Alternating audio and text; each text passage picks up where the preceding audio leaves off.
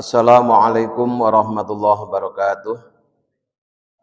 Bismillah, alhamdulillah, assalatu wassalamu ala rasulillah Sayyidina wa maulana Muhammad ibn Abdillah la nabiyya ba'dahu wa ala alihi wa man tabi'ah minat dunya ilal qiyamah. La haula wa la quwata illa billah, amma ba'du. Lillahi ta'ala al-fatihah. A'udzu billahi minasyaitonir rajim. Bismillahirrahmanirrahim. Alhamdulillahi rabbil alamin. Ar-Rahmanir Rahim. Malik yaumiddin. Iyyaka na'budu wa iyyaka nasta'in. Ihdinas siratal mustaqim. Siratal ladzina an'amta 'alaihim ghairil maghdubi 'alaihim waladdallin. Amin. Hadirin ma'asyiral muslimin hafizakumullah. Malam ini akan kami bacakan penjelasan tentang 4 golongan dalam menerima pujian dan cacian.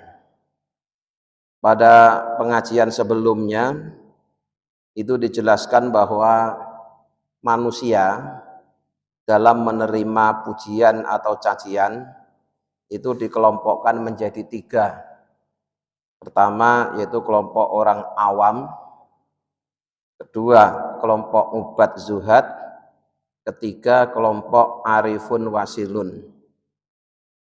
Kemudian malam ini itu ditambahkan penjelasan bahwa sikap manusia dalam menerima pujian atau cacian itu tidak 3 tapi 4. Jadi sebenarnya isinya itu hampir sama. Cuma yang terakhir itu kemudian dibagi lagi. Jadi dipecah sehingga yang 3 berubah menjadi 4. Karena kelompok yang ketiga ini dibagi lagi menjadi 2. Kelompok pertama yaitu awamun juhalun. Orang awam yang masih bodoh. Mereka itu adalah orang-orang yang masih dikalahkan oleh hawa nafsu. Sehingga pandangannya juga hanya pada makhluk. Dia belum bisa memandang kholik. Maka orang awam yang bodoh itu kalau dipuji senang. Sebaliknya kalau dicaci maki dia sedih. Itu umumnya orang masih seperti itu. Nah, kalau kita juga seperti itu, berarti kita masih dikalahkan oleh nafsu kita. Karena nafsu itu senangnya dipuji. Kelompok kedua yaitu ubat zuhad. Siapa mereka? Mereka itu adalah mujtahiduna fil ibadah. Orang yang telah sungguh-sungguh menghambakan diri pada Allah. Sehingga mereka itu faruna minal khalqi. Lari dari makhluk. Talibuna ridul haqqi. Yang dia cari adalah ridhonya Allah. Dia sudah tidak peduli apa kata orang. Karena yang dia cari adalah ridhonya Allah.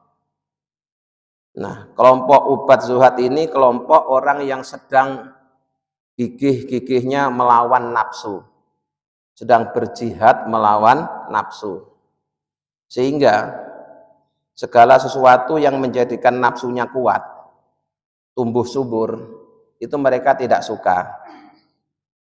Sebaliknya, segala sesuatu yang melemahkan nafsu, bahkan menghancurkan nafsu, itu sangat dia sukai. Nah, pujian itu adalah menumbuh suburkan nafsu. Nafsu senang kalau dipuji, berarti nafsunya akan semakin kuat kalau terus-terusan dipuji. Maka dia tidak suka dipuji. Karena kalau suka dipuji berarti dia suka dengan musuhnya semakin kuat. Nah, kalau musuhnya semakin kuat, dia tidak akan bisa mengalahkannya. Sebaliknya, kalau dia dicaci maki, dia senang. Karena dengan dicaci maki, nafsunya akan lemah. Kalau nafsunya lemah, bisa dikalahkan.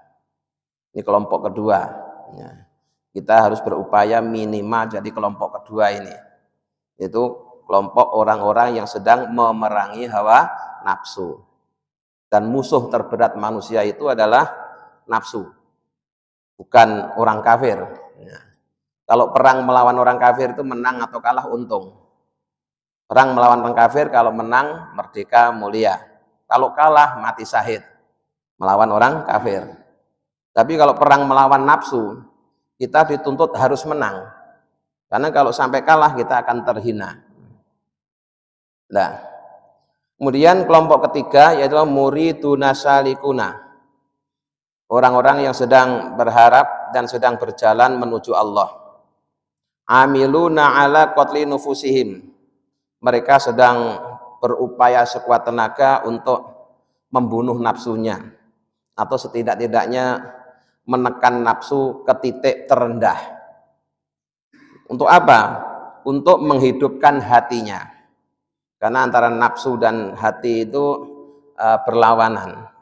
Kalau nafsunya lemah, hatinya kuat. Tapi kalau nafsunya kuat, hatinya lemah. Kalau nafsunya hidup, hatinya mati. Tapi kalau nafsunya mati, hatinya hidup. Itu disebut kelompok muriduna salikuna. Maka mereka ini juga kalau dipuji itu sedih. Tapi kalau dicaci maki senang. Karena dengan dicaci maki berarti ada bantuan untuk melemahkan nafsu. Berikutnya kelompok keempat ini. Wa amal arifuna, adapun orang-orang yang telah mengenal Allah, faqad dhafaru binufusihim. Mereka itu adalah orang-orang yang telah mampu mengalahkan nafsunya. Bukan sekedar melawan, tapi sudah mampu mengalahkan. Sudah mampu mengendalikan nafsu. Tidak dikendalikan oleh nafsu. Kalau kelompok sebelumnya tadi itu masih berperang. Berperang itu ya kadang menang, kadang kalah. Kalau ini sudah menang. Ya, kelompok keempat ini sudah menang. Wawasolu ila suhuti ma'budihim, dan mereka telah wusul menyaksikan yang disembah. Di orientasinya semuanya sudah Allah. Ya. Fahum yasta'nisuna bi kulli syai'. Mereka itu merasa nyaman, merasa asik dengan segala sesuatu. Karena segala sesuatu itu sesungguhnya juga bukti dari kuasa Allah. Dan dia tidak terpengaruh oleh segala sesuatu. Walaupun dia berada di tengah-tengah segala sesuatu. Karena orientasinya sudah fokus ke satu titik, yaitu Allah Subhanahu wa ta'ala. Lima'rifatihim fi kulli syai'. Karena mereka selalu memandang Allah dalam segala sesuatu. Artinya gini, ya. Walaupun mata lahirnya ngelihat ciptaan, tapi mata hatinya selalu memandang yang mencipta. Ya. Mata lahirnya ngelihat ciptaan, tapi mata hatinya selalu melihat yang mencipta. Dia ngelihat, mata lahirnya ngelihat gunung, hatinya bilang subhanallah. Yang dipuji Allahnya, bukan gunungnya. Ya. Mata lahirnya ngelihat laut, hatinya subhanallah. Yang dipuji Allahnya, bukan luasnya laut. Dan seterusnya. Jadi itu maksudnya lima'rifatihim fi kulli syai'. Selalu mengenal Allah dalam segala sesuatu. Ya'khuduna nasiba min kulli syai'. Dia mampu mengambil pelajaran dari segala sesuatu. Ngelihat apa saja yang tampak itu adalah sifatnya Allah. Baik sifat jamalnya maupun sifat jalalnya. Kadang dia ngelihat bukti kasih sayang Allah, bukti kuasa Allah, bukti maha melindunginya Allah, bukti Allah maha pemberi rizki. Itu dia saksikan dalam segala sesuatu. Dia bisa melihat Allah dalam segala sesuatu, artinya dia bisa mengambil pelajaran dari segala sesuatu yang dia saksikan. Ketika melihat ada binatang yang dengan kasih sayangnya melindungi anak-anaknya, dia melihat kasih sayangnya Allah. Di binatang saja demi melindungi anaknya, kadang dia rela mengangkat kakinya supaya tidak nginjek anaknya sendiri. Itu juga semuanya bukti kasih sayang Allah. Banyaknya. Wa yafhamuna 'anillah fi kulli syai'. Jadi dia selalu memahami semuanya itu dari Allah dalam segala sesuatu. Apapun yang dilakukan oleh makhluk itu semuanya bukti kuasa Allah, bukti kasih sayang Allah, bukti keindahan Allah, dan juga bukti keagungan Allah. Selalu orientasinya Allah, hatinya sudah mengenal Allah. Udah begitu udah nggak lihat yang lainnya. Maka orang yang seperti ini, faidza mutihu, jika dia dipuji, impasatu, dia merasa senang billahi, kepada Allah. Jadi kalau dipuji, walaupun pujian itu datangnya dari orang, lahiriahnya pujian itu datang dari orang, dia bergembira, tapi bergembiranya bukan dengan orang yang memuji, bergembiranya dengan Allah. Mengapa? Lisuhudihim, karena mereka menyaksikan al-madha, pujian, minallahi, dari Allah, wa ilallahi, dan kembali ke Allah. Jadi karena yang dilihat itu Allahnya, ketika A memuji B, kelihatannya kan pujian itu datangnya dari A untuk B, kelihatannya ya, kelihatan lahiriahnya. Tapi dia tidak melihat lahiriahnya, yang dilihat adalah hakikatnya. Ya. A memuji B itu atas perintah Allah, B dipuji oleh A itu juga karena kebaikan Allah. Jadi yang memuji ya Allah, yang dipuji juga Allah. Di minallah ilallah. Jadi misalkan ada seorang dipuji oleh orang lain. Nah, orang lain yang memuji itu kan yang menghendaki dia memuji juga Allah, karena dia sedang menyaksikan kebaikan Allah dalam orang yang dipuji. Jadi kalau begitu ya, pujian itu dari Allah untuk Allah sendiri. Hakikatnya begitu, walaupun lahiriahnya dari A ke B. Wala syai'a fil kauni siwahu. Bahkan karena yang dipandang hanya Allah saja, bagi dia tidak ada sesuatu di alam semesta ini selain Allah. Semuanya Allah. Sudah la maujuda illallah. Tidak ada yang wujud kecuali hanya Allah. Yang lainnya Allah itu hanya seakan-akan wujud, tapi hakikatnya tidak wujud. Harus begitu. Kita tidak boleh mengatakan selain Allah itu wujud. Kenapa?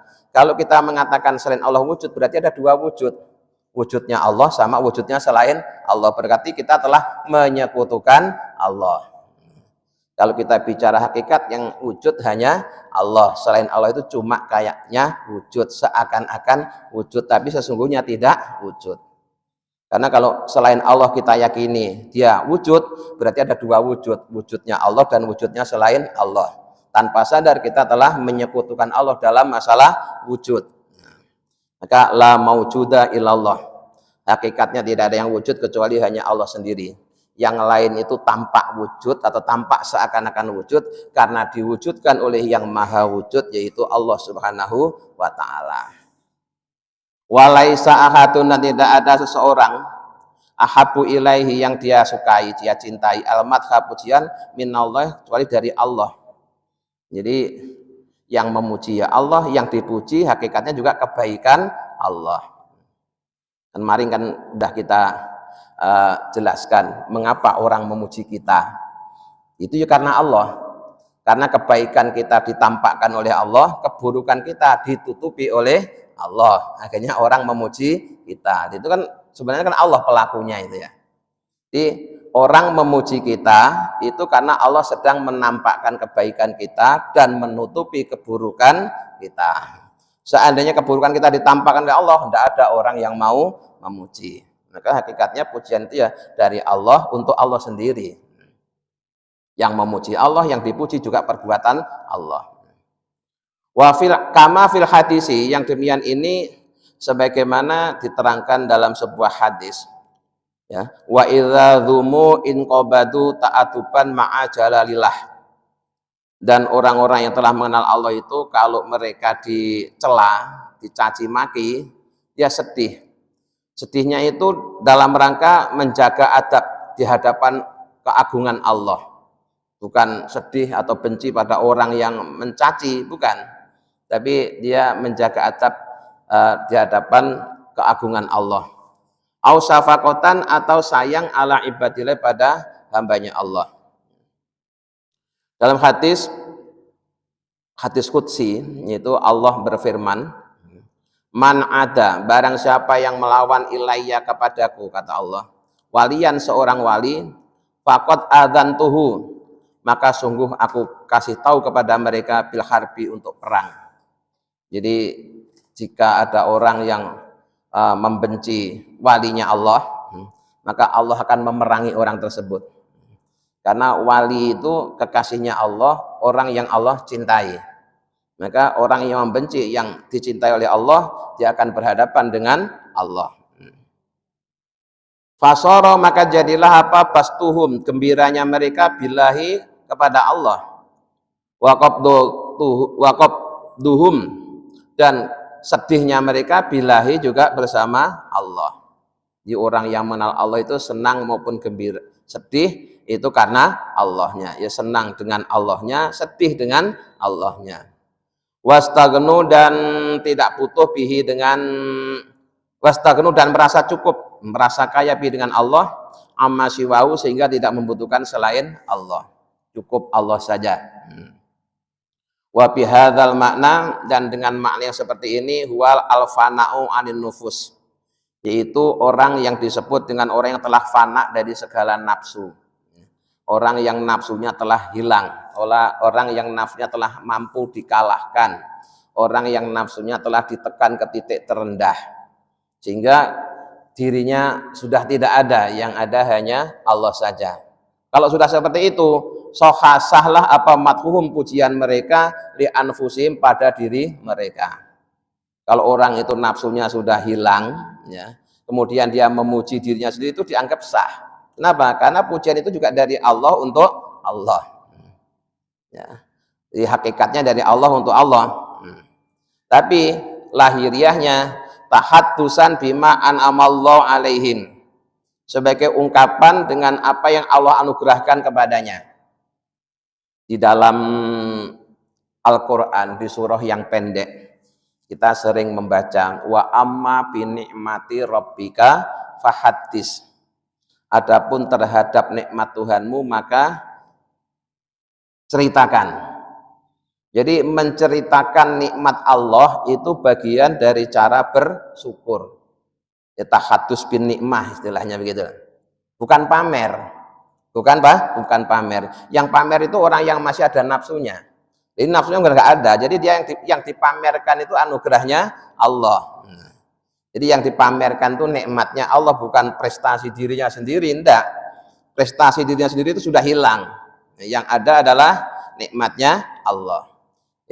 Tahaddusu bin nikmah syukrun. Menceritakan dapat nikmat itu merupakan salah satu cara bersyukur. Contoh yang gampang, ya kita ini kalau cerita sama teman, jangan hanya cerita yang susah-susah. Terus pas dapat kesenangan diam saja, begitu susah diceritakan, itu namanya kufur. Ya sekali-kali yang diceritakan itu yang menyenangkan. Ya baru dapat nikmat apa atau diceritakan kepada teman, itu tahadus bin nikmah namanya. Itu juga salah satu cara mensyukuri nikmatnya Allah. Ya ceritakan karena ungkapan rasa syukurnya, rasa senangnya dapat nikmat dari Allah. Dan itu merupakan kemurahan Allah, bukan hasil prestasi atau hasil usaha dia sendiri.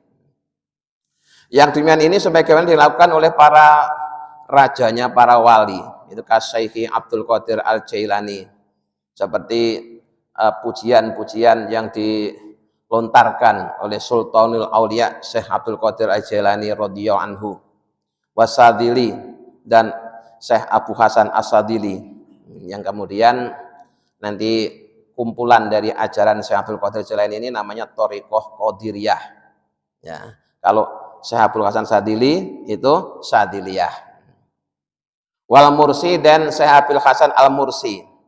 Syekh Abil Abbas Al-Mursi itu muridnya Syekh Abu Hasan Sadili, gurunya Syekh Ibnu Athaillah As-Sakandari. Jadi Syekh Abu Hasan Sadili itu tidak menulis kitab.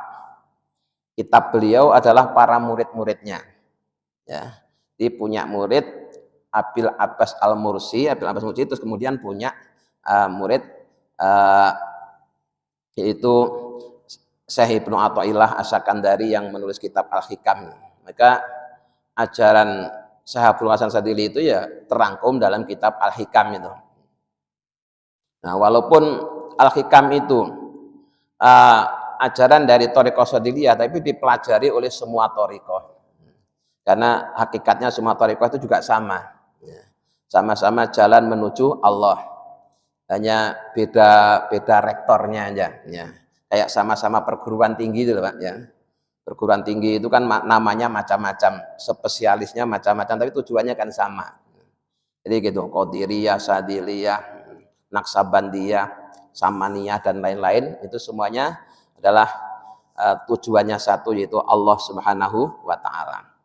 Wa Syekh Zaruk dan Syekh Zuruk wa asbahum dan yang sejenisnya radhiyallahu anhum, semoga Allah meridhai beliau-beliau semua.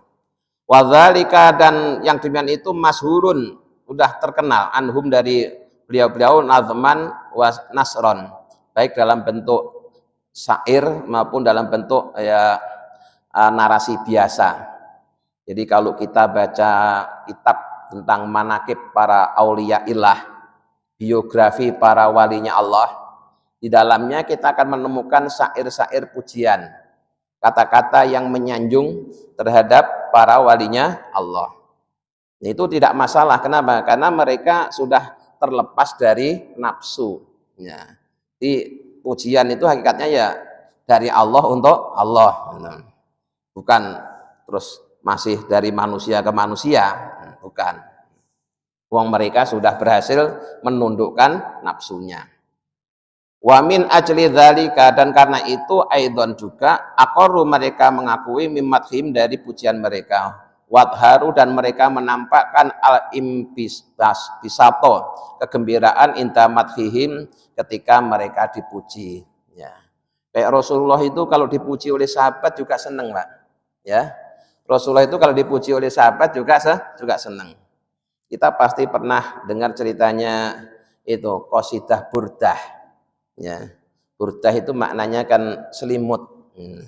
Itu seorang ulama ya yang mencintai Rasulullah bikin syair, intinya isi syair itu adalah memuji-muji Rasulullah. Terus karena Rasulullah senang, orang tadi kemudian oleh Rasulullah dikasih hadiah burdah, dikasih hadiah selimut, terkenal dengan qasidah burdah. Jadi Rasulullah juga senang kalau dipuji-puji itu. Makanya para sahabat, ya, para generasi sesudahnya itu banyak membuat syair-syair pujian tentang Rasulullah. Seperti yang kita baca kalau lagi peringatan Maulid itu intinya kan pujian-pujian terhadap Rasulullah. Apa boleh? Ya, sangat boleh. Oh, yang dipuji orang yang sudah terlepas dari hawa nafsu. Jadi yang dipuji itu ketika mendapatkan pujian, dia tidak menganggap pujian itu dari orang biasa, tapi pujian itu juga hakikatnya dari Allah.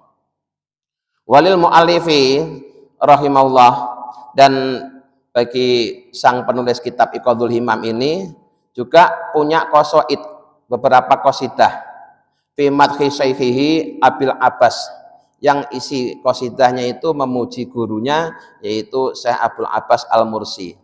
Jadi yang menulis kitab ini itu salah satu muridnya Syekh Abil Abbas Al-Mursi.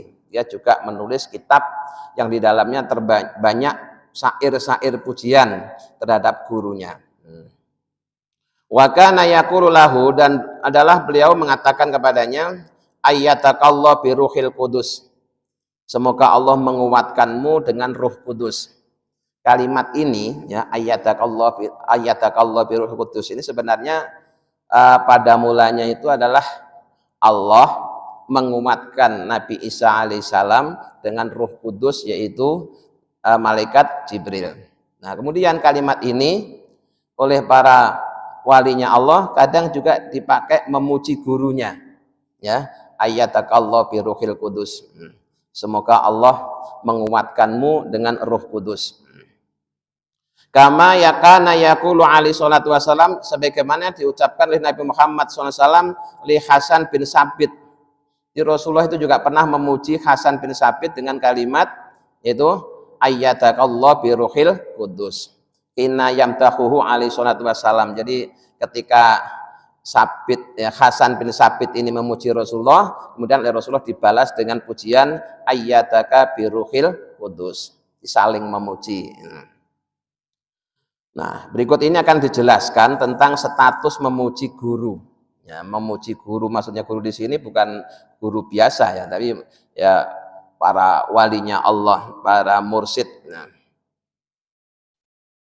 wa madhu suyuhi, adapun memuji para syekh, para waliya Allah, itu min a'zamil qurbati, termasuk pendekatan ke Allah yang agung. Wa aqrabul wasaili, dan merupakan perantara yang paling dekat ilal wusuli, untuk sampai ke Allah. Di memuji-muji para walinya Allah itu merupakan pendekatan kepada Allah yang paling agung dan perantara untuk bisa sampai Allah yang paling dekat. Mengapa?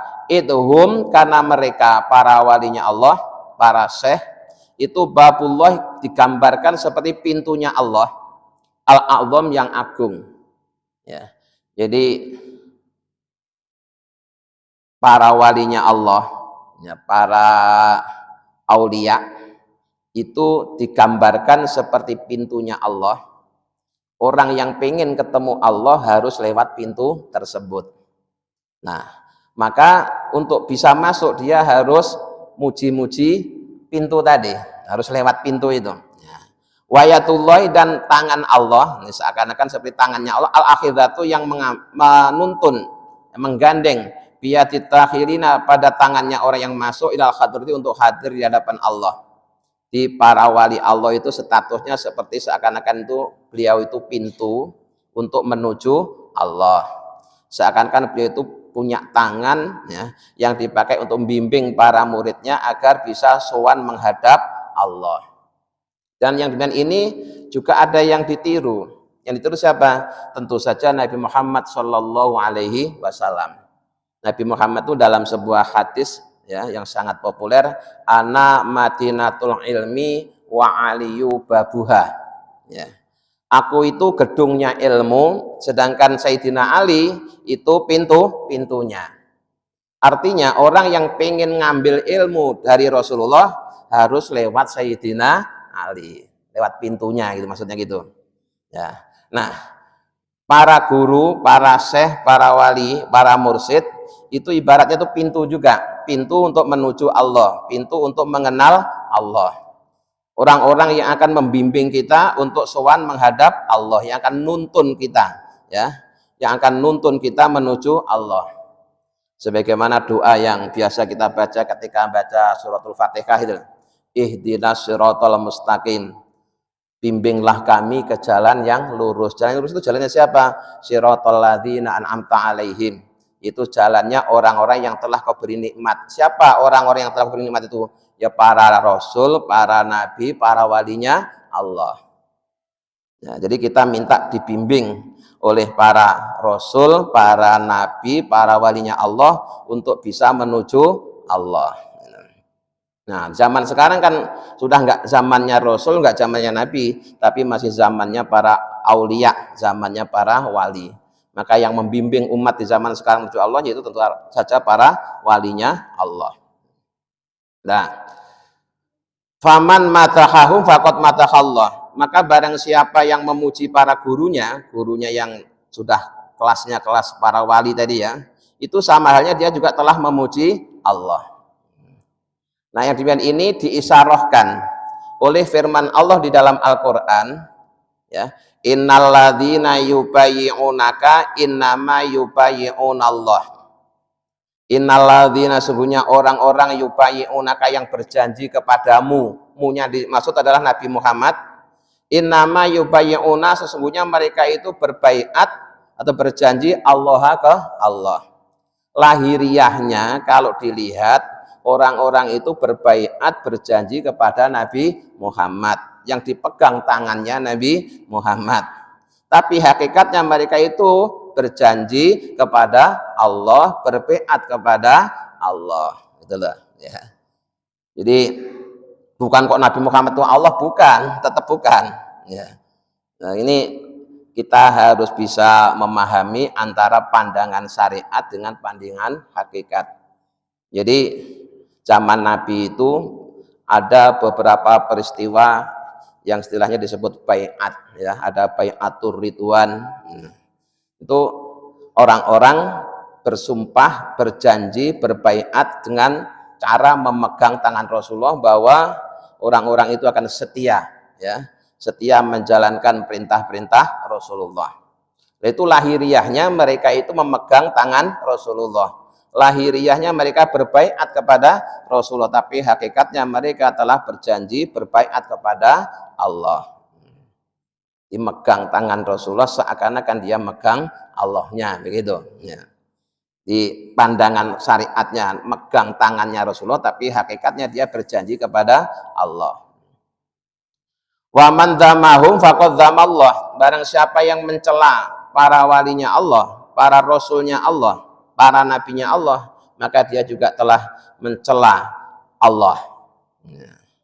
Karena para rasul, para nabi, para wali itu orang-orang yang dicintai oleh Allah. Wah, Allah aja cinta kok kamu mencela. Allah aja cinta kok kamu membenci. Nah, kamu membenci orang yang dicintai Allah, berarti kamu juga membenci Allah. Ya. Sama aja dengan ada orang mencintai istrinya. Terus ada orang mencela-cela istri kita. Sama aja mencela dengan suaminya. Wong istri itu dicintai oleh suaminya kok kalah dicela, dicaci maki. Ya pasti suaminya nggak terima lah. Ya, mencela istrinya sama dengan mencela suaminya. Ya. Para rasul, para nabi, para wali itu orang-orang yang dicintai oleh Allah. Allah aja cinta. Sampai disebutnya kekasih. Nah, kalau kita mencela para kasihnya Allah, ya sama saja dengan mencela Allah. Allah aja cinta kok kita benci.